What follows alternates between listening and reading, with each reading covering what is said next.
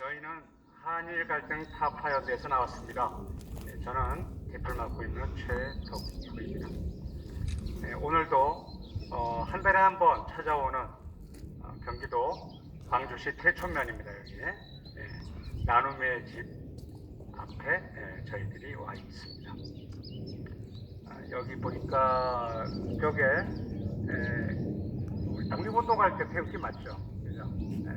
오래된 태극기 그림이 걸려 있습니다.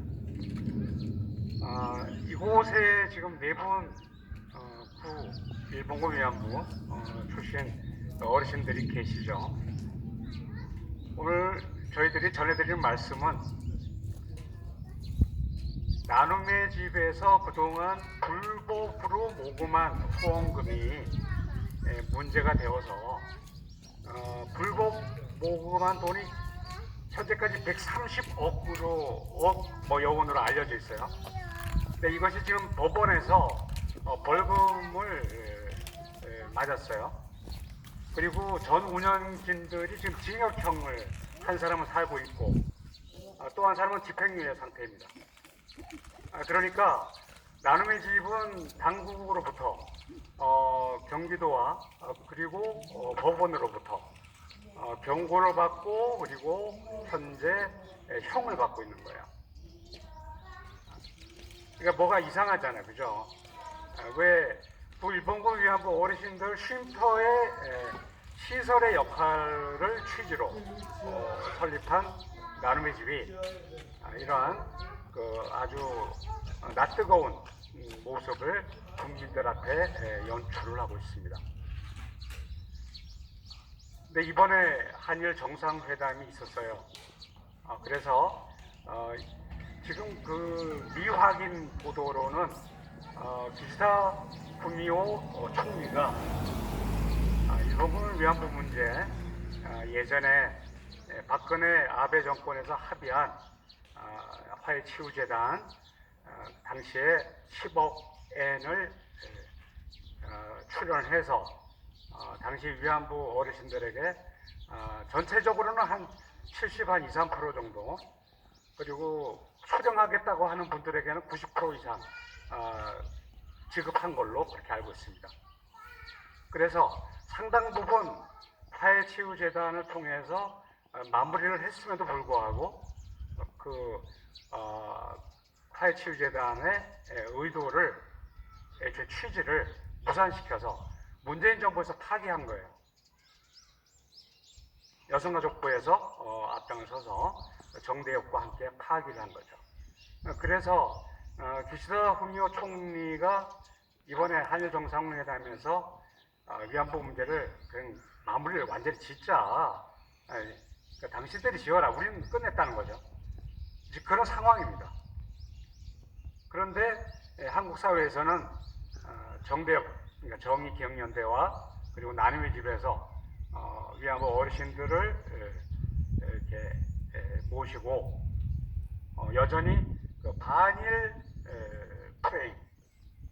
프레임을 자신들의 어떤 역사 바로세기 운동 이런 거 있잖아요. 여기에 활용을 하고 있는 거예요. 그렇다고 해서 그것이 역사적 사실이라고 하면은 또 우리가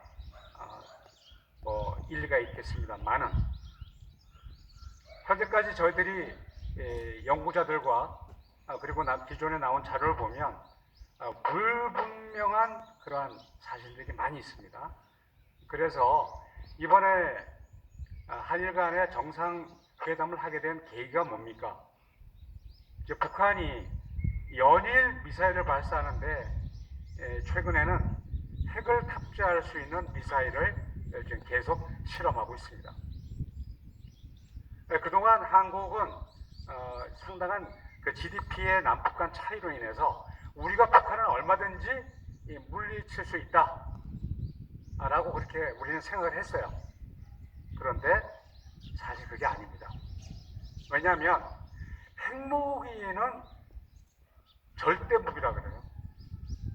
이 재래식 무기하고 개념이 다릅니다. 그러니까 히로시마 나가사키에 떨어뜨린 2차 대전 종지부를 찍은 바로 그런 원폭. 요즘은 그런 원폭의 수배에 달하는 그런 원폭이 일상적입니다. 그 정도로 지금 테크놀로지가 핵 기술이 발달해 있어요. 그래서 김정은이가 여러 가지 지금 계속 북한의 인민들은, 북한의 인민이라 그래요. 북한 인민들은 지금 평양을 제외한 외곽 지역은 상당히 살기가 공고합니다. 먹고 살기도 힘들고 생활이 안 되는 거예요. 그런 상황인데도 미사일 발사에 올인하고 있습니다. 그 미사일 발사하는 돈이면 몇 년간 북한 인민들을 먹이 살 수 있는 거예요. 그런데 그럼 왜 그렇게 미사일을 발사하느냐? 저들의 입장에서는 사실은 체질을 수호한다 뭐 이런 거예요. 그러나 분명히 김정은이 선포를 했어요. 자신들은 핵무기를 공격용으로 사용할 수 있다고 선포를 했어요. 전 세계에서 핵무기를 가진 나라 중에 공격용이라고 선포한 나라는 북한밖에 없습니다.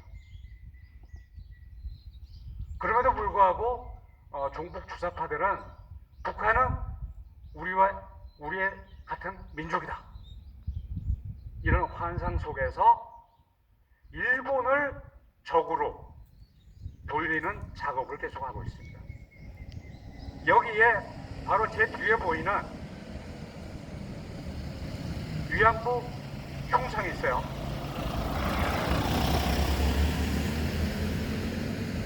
일본 대사관 앞에 가면은 위안부 소녀상이라고 있잖아요. 근데 전국적으로 위안부 사도 엄청 많아요. 이게 바로 뭐냐면 제가 쉽게 만화식으로 그림을 그리면 어떤 그림이냐면 한국과 일본이 정상적인 외교 관계를 수립하는데 그 사이에 위안부 동상과 제 뒤에 있는 위안부 흉상과 지용 동상이 가로막고 있는 거예요. 그 동상이 바로 종북 주사파와 북한의 대일 적대 외교를 만드는 장치입니다. 이게. 그래서 나눔의 집이 아무리 선의로 이런 역사 기념관 위안부 어르신 모시고 이런 일을 한다고 해도 결과적으로는 한일 간의 관계를 파탄내는 역할을 하는 게 바로 이 사업이에요. 위안부 역사 사업이에요.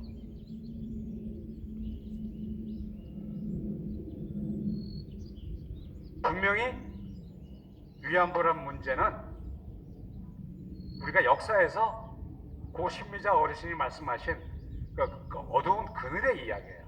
오늘날도 그렇습니다.